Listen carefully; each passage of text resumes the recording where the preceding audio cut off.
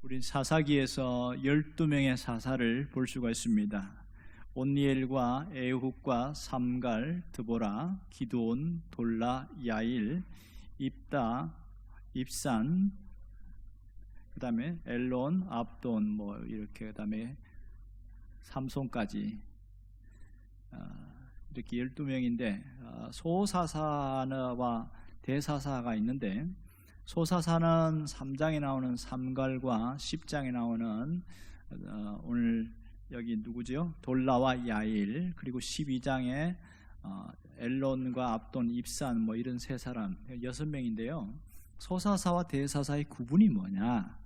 그것은 소사사는 그냥 평범하게 자기가 주어진 일을 그렇게 잘 감당하다가 간 사람들이고, 대사사는 어떤 큰 격변이나 전쟁이나 외세의 침략으로부터 거기서 잘 방비하고 막고 했던 이런 큰 일들을 했던 사람들, 그렇게 구분되어 줄 수 있습니다. 그래서 성경에 기록된 페이지도 많이 차이가 나는 것을 볼 수 있습니다. 오늘 여기에 돌라가 나오는데, 성경에 돌라를 거의 모르는 사람들이 많습니다. 이 돌라가 사사가 됐을 때에 무슨 일이 있었는가, 그리고 그가 어떤 활동을 했는가, 사실은 많이 숨겨져 있어서 찾아내는데 상당한 시간이 걸렸습니다. 오늘 성경에서 주어진 거 보면 아비멜렉의 뒤를 이었다는 말만 나오고 있어요. 그러니까 이스라엘의 상황이 어떤가 하는 것을 잘 알 수 있습니다. 그러면 먼저 돌라가 어떤 사람인가 하는 것을 우리가 먼저 봐야 되겠죠. 오늘 성경에 돌라의 출신이 나와 있습니다. 어디 출신입니까? 이사갈 지파 사람이다, 이렇게 나와 있어요. 그리고 할아버지와 아버지 이름이 나오는데, 할아버지는 도도고 아버지는 부하인데 도무지 이 사람들이 누구인지 성경에서 잘 찾을 수가 없습니다. 특이한 것은 뭐냐면 이사갈 지파 사람인데 에브라임 산지, 그러니까 에브라임 지파에 와 살았다는 거예요. 어떻게 해서 갑자기 이사갈 지파의 사람이 에브라임까지 와 살게 되었을까? 여러 가지 추측을 할 수 있는데, 아마도 미디안에 침략이 있을 때에 이사갈 지파인 사람들이 많이 어려움을 당했고, 그 사람들 중에 일부가 에브라임 산지로 이주한 사람들이 있었는데 그 중에 하나가 아닐까, 이런 추측을 하게 되어집니다.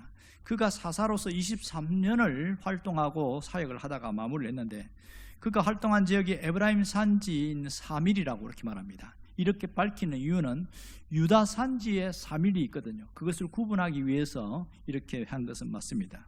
자, 그러면 이렇게 돌라가 도대체 무슨 일을 했냐는 거예요. 드보라나 기드온처럼 큰 전쟁에 공로를 세운 것도 아니고, 또 입다나 삼손처럼 어떤 엄청난 어떤 외세 침략을 잘 방하고 이렇게 했던 이스라엘 구원하는 것도 아닌데, 성경에서 이 돌라에 대한 이야기를 이렇게 강조하는 이유가 뭐냐는 거예요.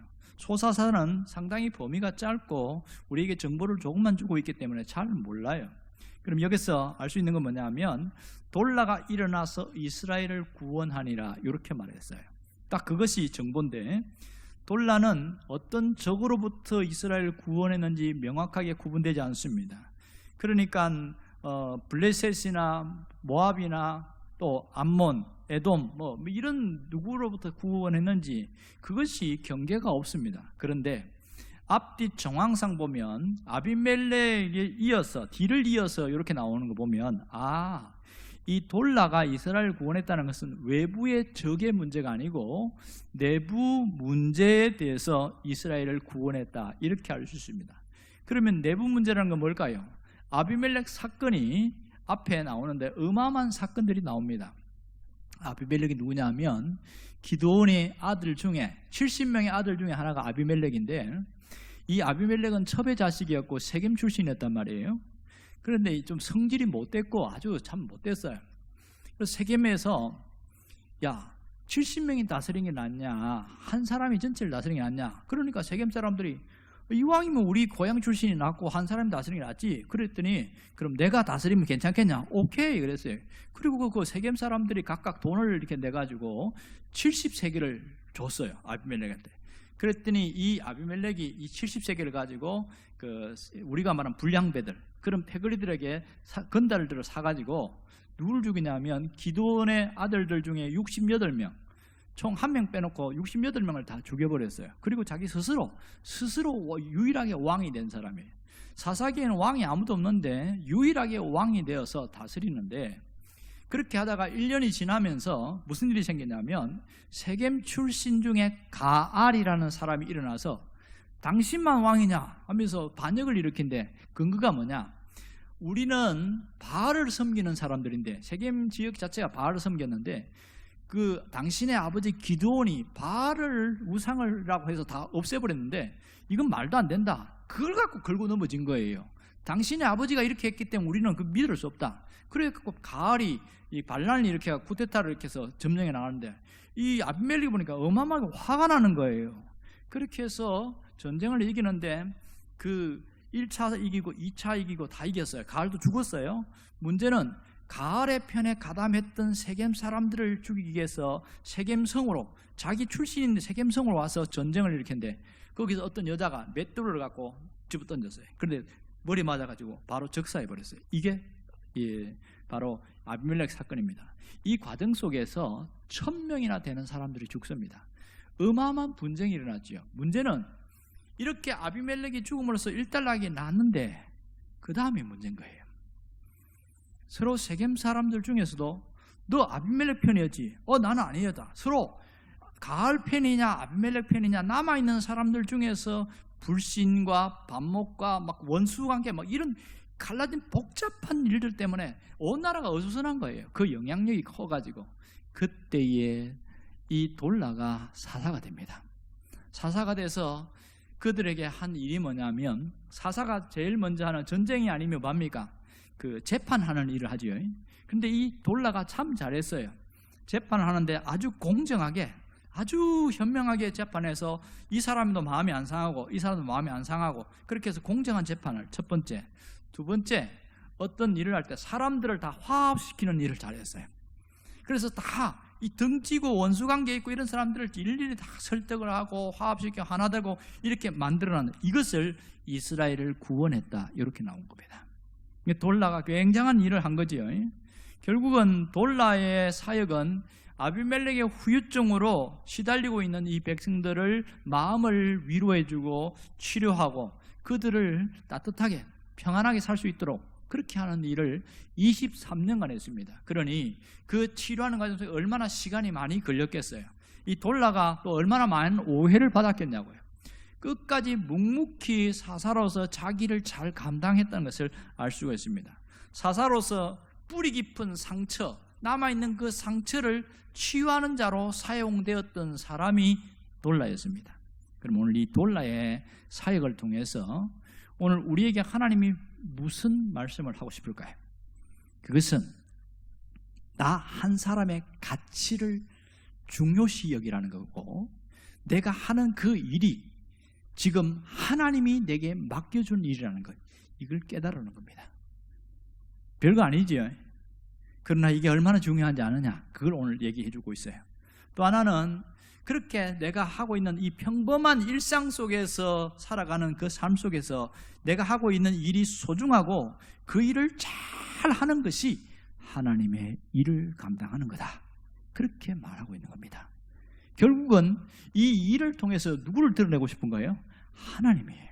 하나님의 영광을 나타내고 하나님을 드러내는 그런, 나를 통해서 하나님이 드러나는 이것이 정말 돌라를 통해서 우리가 깨달아야 될 부분이라는 것을 잊지 않기를 원합니다.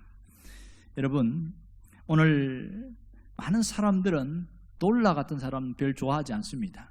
많은 사람들이 두각이 드러나고 부러움의 대상이 되고, 그것이 돈을 가졌든지 권력을 가졌든지 아니면 타고난 미모나 굉장한 외모를 갖고 있든지 뭐든지 남들보다 뛰어난 사람들을 좋아하는 세상 속에 살아가고 있습니다. 세상은 그렇게 날아가지만 하나님은 어떻게 보시냐는 거예요. 하나님, 우리가 항상 초점 맞출 게 자꾸 세상의 잣대로 나를 들여다대고 세상의 평가로 나를 평가하고 그러니까 굉장히 힘들어지는 거예요. 신앙인들은 보는 것도 달라야 되고 평가도 달라야 되는데 바로 그것이 오늘 돌라를 통해서 알려주는 메시지입니다. 때로는 신앙생활을 하면서도 굉장히 극적인 체험을 원하는 사람도 있어요. 있으면 참 좋지요. 아주 그 황홀한 체험이나 영적인 체험 이런 것들이 없는 곳에 있는 게 100배는 낫겠죠. 문제는 그런 강력한 체험이 없다고 자기 신앙 자체가 별로 아닌 것처럼 생각하고 맨날 그런 거 동경하고 사는 사람이 있는데 그게 잘못됐지요. 진짜 신앙은 그런 체험보다 평범한 일상 속에서 부어주는 은혜를 붙들고 내가 하나님의 말씀을 붙들고 그렇게 꿋꿋하게 서 나가는 것, 이게 더 훨씬 중요한 거거든요. 저는 이쪽도 가보고 저쪽도 가보고 다 체험해봐서 아는데, 제가 장로교 출신이기 때문에 기도 말씀 한 데만 있다가 영적인 체험도 하고 은사나 환상이나 새로운 것도 경험해보고 하니까 신천지 하면 안 되지, 새로운 별천지에 온 줄 알았어요. 그런데 그게 다가 아니라는 거예요. 그거는 하나의 체험일 뿐이지 신앙생활은 맨정신으로 해야 됩니다. 맨날 이게 환상 속에 이렇게 몽롱한 데 가는데 하면 그런 거는 제정신이 아닌 거죠. 그럼 우리가 살아갈 때 그렇게 살아갈 수 없잖아요. 맨정신이지만은 말씀이 내 안에 살아있고 하나님의 역사를 경험하고 내가 어디에서 초점 맞추냐, 이렇게 한 걸음 한 걸음 나가는 게 신앙생활이거든요. 그걸 하나님이 강조하고 싶은 거예요. 분명한 것은 하나님은 나 한 사람의 가치를 소중히 여긴다는 것을 잊지 않기를 원합니다. 그 하나님의 마음을 내가 품고 있어야 돼요. 나를 소중하게 여기고 나의 가치를 대단하게 여기는 그 하나님의 마음을 내가 품고 살아야 내 존재 가치가 대단히 높아집니다. 어제 짧은 한 10분짜리 영화를 이렇게 요약하는 걸 누가 들어오는 거 봤는데, 제목은 기억이 잘 안 나요. 어떤 뚱뚱한 한 자매가 주인공인데 자기가 늘 살찐 것 때문에 늘 외모 컴플렉스가 굉장히 심해서 자기가 하는 일도 뭐 지하상가 차이나타운에서 뭐 일을 하고, 외국인입니다. 그렇게 자신 없이 살아가다가 갑자기 어느 날 탁 어디 벽에 부딪힌데 정신이 갑자기 난 거예요. 자기가 너무너무 자기가 봐도 잘생겼더래. 외모는 하나도 바뀐 게 없어. 뭐가 바뀌었냐? 자기 마음이 거울을 보는데 우와 이렇게 예쁠 수가 있겠냐 이러면서 옆에 있는 사람이 너무 황당한 거예요. 그럼 자기 착각 속에 살아가죠, 옆에 사람 볼 때는. 그런데요, 얼마나 자신감이 있는지 큰 대기업의 채용 공고가 나는데 거기에 당당하게 자기의 프로필을 쓰는데 거창하게 쓰고 앞에서 면접을 보는데 청산유수처럼 말을 잘하는 거예요. 사람이 하도 기가 차가지고 저렇게 자신감 있고 당당하고 확신 있는 사람 같으면 우리가 한번 써보자. 그렇게 거기서 대기업에 채용이 됐어요. 아주 수십 명이 왔는데도 딱 한 사람이 채용된대요. 너무너무 잘하는 거예요.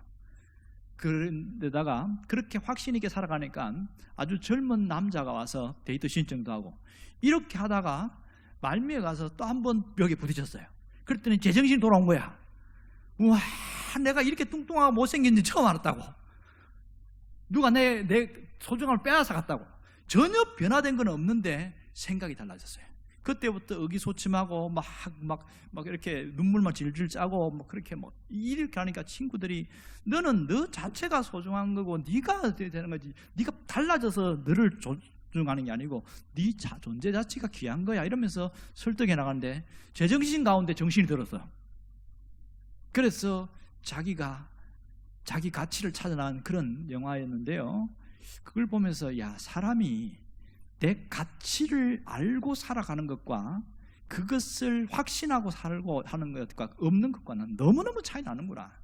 내가 하나님의 자녀라는 것과 하나님이 내 존재 가치를 귀하게 여긴다는 것을 강력하게 붙들고 살아가는 사람은요, 당당하게 살아갑니다. 눈치 보지 않습니다. 이게 하나님이 주신 프라이드예요. 여러분에게 그런 게 있기를 원합니다. 이런 사람들은 자기를 학대하거나 낭비하거나 그렇게 인생 자체를 함부로 굴리거나 그렇게 소비적 인생을 살지 않습니다. 플러스 인생을 살고 생산적인 인생을 살고 확신에 가득 찬 인생을 살기에 그 사람은 정말 살아가는 게 다를 수 있어요. 그가 무엇을 하든지 상관없이 살아가는 게 다르다고요. 그 다음에 이렇게 살아가는 사람은 뭐가 다른지 아세요? 내가 살아가는 이 생애가 굉장히 가치 있다. 살아가는 생애 자체가 가치 있고 내가 사는 것 그것이 하나님의 일을 하는 거라는, 살아가면서 내게 주어진 그 일이 하나님의 일을 하는 것이고 나는 하나님께 쓰임받는 존재다, 이런 확신이 있는 겁니다. 여러분은 그런 게 있기를 원합니다.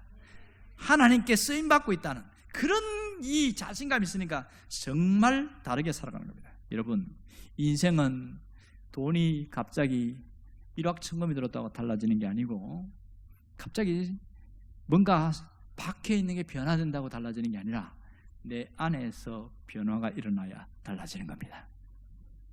여러분, 늘 제가 설교하면서 보면 거의 같은 얘기를 수도 없이 반복하는데 놀라운 거 뭔지 아세요? 안 바뀌어요. 희한하죠? 안 바뀌어요. 늘 목사님 하는 말씀이고 뭐 당연한 얘기고. 그런데 그 중에 어떤 사람들은 점진적인 변화가 일어나는 사람이 있습니다. 어떻게 차이가 날까요? 그것은 내가 그렇게 살아야지, 하나님이 내게 이렇게 살라고 말씀하시는 거야 라고 붙들고 있는 사람은 시간은 걸려도 바뀌어요. 그런데 에이 뭐 늘 목사님 하시는 말씀이고 늘 그런 거지 뭐 그런 거 아니겠어? 그렇게 한쪽 귀 듣고 잊어버리고 살고 그냥 가볍게 여기는 사람은 바뀌지 않는 겁니다. 여러분, 하나님의 말씀이 능력이 있는 거 우리가 알아요. 언제 능력이 나타납니까? 내가 그것을 전적으로 믿고 받아들이고 그 말씀이 내 안에 살아있을 때만 능력이 나타나는 거죠. 여러분에게 그런 사람 되기를 원합니다. 오늘 하나님은 우리가 평범하지만 그 일상을 소중히 여기고 내가 주어진 그 일에 성실하게 살아가기를 원하고 계십니다. 여러분, 어떤 주부가 20년 차 된 주부인데 회의감이 찾아왔어요. 나는 재능도 있고 유능한데 20년 되면서 자식 다 키우고 피부는 얼굴 쭈글쭈글해지고 내 인생이 뭔가 이러면서 자기 인생을 찾겠다고 집 안에서 집 밖으로 나간 거예요. 그러다 보니까 주부로서 할 역할은 안 하고 자기 하고 싶은 대로 살아가니까 그럼 그 가정이 어떻게 되는지 아세요? 그때부터 이 가정은 위기가 찾아오는 겁니다. 이 마치 둥지가 없는 새처럼 방황하게 되고 가족들이 굉장히 어려움을 당하는데 이걸 모르는 거예요. 그러다가 한 1년 만에 정신을 차리고 돌아왔는데 자기가 큰 실수했다 이렇게 얘기합니다. 평범한 일상 속에서 내가 주어진 그 일을 하는 것이 정말 하나님이 맡겨준 일이고 이것이 얼마나 소중한지를 알면, 가치를 알면 그런 일탈이 일어나지 않겠지요. 여러분, 정말 독특하게 살아가는 것보다 중요한 것은 평범하게 살아가는 것이 더 중요합니다. 그 가운데 하나님의 역사가 있고 그 가운데 하나님의 응답하심이 있습니다.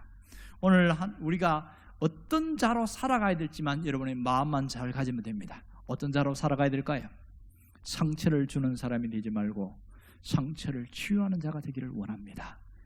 아비멜렉처럼 가는 곳마다 상처를 주는 그런 사람이 없기를 원해요. 돌라처럼 가는 곳마다 상처를 싸매주고 그렇게 위로해주고 가는 곳마다 사람을 세워나가는 그런 사람 되기를 주의 이름으로 축원합니다. 어떻게 하면 돌라처럼 이렇게 상처를 치유하는 자가 될 수 있을까요? 그것은 큰 일도 아니고 돈이 많이 드는 것도 아닙니다. 딱 한 가지, 뭡니까? 상대방의 단점을 말하지 말고 장점을 말하시길 바랍니다. 이것이 의외로 잘 안 됩니다. 내 눈이 단점이 보이니까 안 돼요.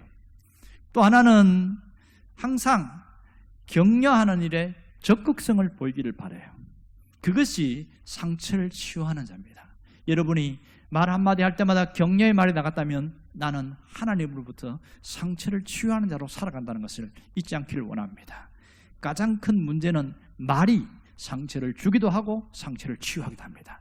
우리는 이렇게 변화된 모습으로 살아가야 됩니다. 그것이 하나님이 내가 살아가는 방향을 이렇게 살기를 원하는 뜻이라는 것을 잊지 않기를 원합니다.